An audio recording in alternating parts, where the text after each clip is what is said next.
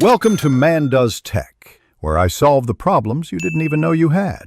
You start by opening Snapchat and granting photos permission. This lets the app read your gallery.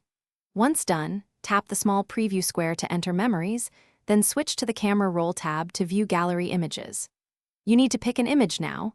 Long press selects it for editing or tap to open it. Do this early so Snapchat can create a working copy you can modify, which avoids losing original quality while keeping it ready for stickers and text.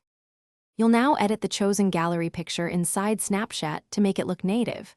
Tap Edit to crop, add text, draw, or place stickers. Use the cutout tool to isolate subjects for layered compositions. Once satisfied, decide whether to save to memories or directly send to contacts or story. Make sure to check resolution and aspect ratio. Snapchat prefers portrait. Resizing prevents odd cropping. This preserves shareability and ensures your edits stick when recipients view the snap. You finish by choosing how to distribute the edited gallery photo.